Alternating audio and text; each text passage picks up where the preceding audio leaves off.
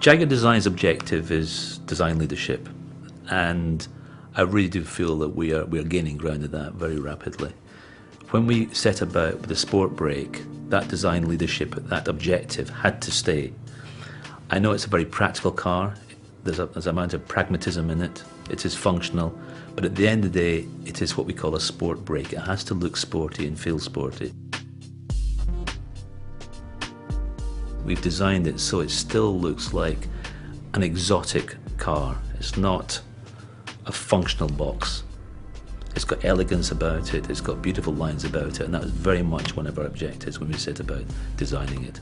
And I think we've achieved something actually quite unique in many ways. There are a lot of estate cars out there which have a sportiness about them, but I think we've achieved something which is even more sporty without compromising the practicality of the car.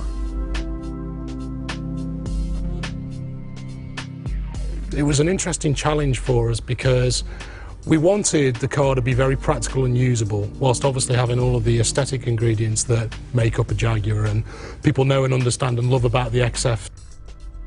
The XF saloon has a striking presence, and we wanted to retain those design cues. Now, the estate car has, by necessity, a fairly high roofline, but because of the rising waistline, it still gives the impression of this lovely tapering side window graphic, so the car still looks low and lean. And the fact that this graphic tapers down beautifully gives us a unique signature element for the XF Sportbrake. You've got this lovely drawn chrome loop that gives the car real length and elegance.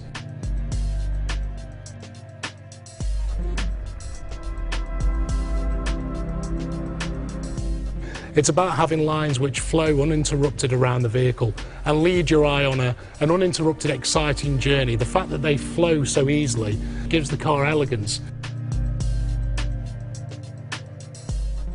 If we start at the front of the car, we have this lovely crease line that runs from the corner of the front bumper, over the front wheel arch, through the front fender, and rises to the rear of the vehicle. Gives the car drama and a bit of a wedge attitude to it, so it feels like the car's got some movement to it even when it's standing still.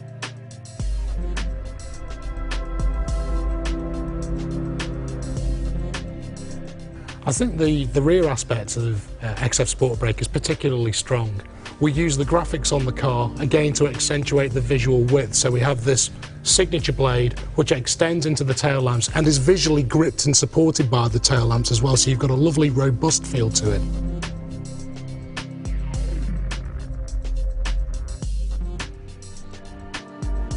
And ultimately, these graphics point out to the rear wheel arch, which again is emphasising the muscularity of the car and those lovely broad shoulders from the rear view.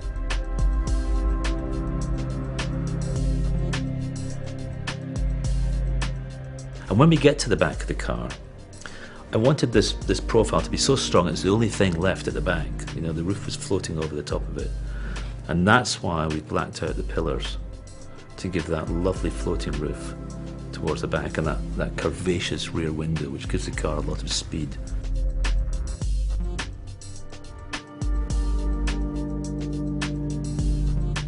This is going to be a usable car.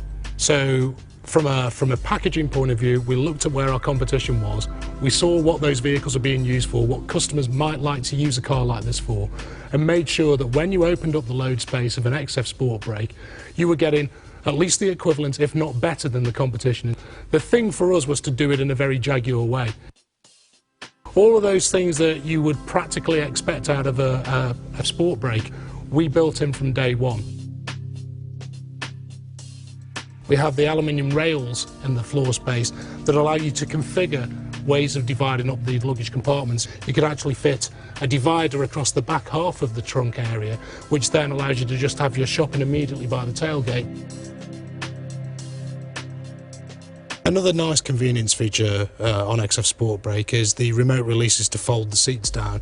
Again, rather than having to go and open the rear door or lean forward to the back of the seats, we've provisioned these handles here on both sides of the car that allow you to drop the seats forwards. There's also underfloor stowage, and that's configurable. If you choose not to have a spare wheel, you can have a deeper stowage area in there.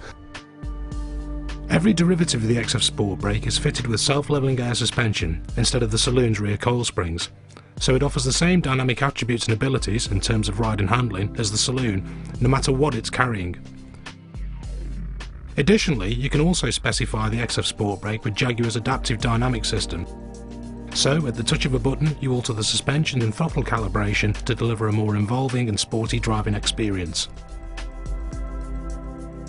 I think this car is a perfect answer for many people. It's a very balanced car visually.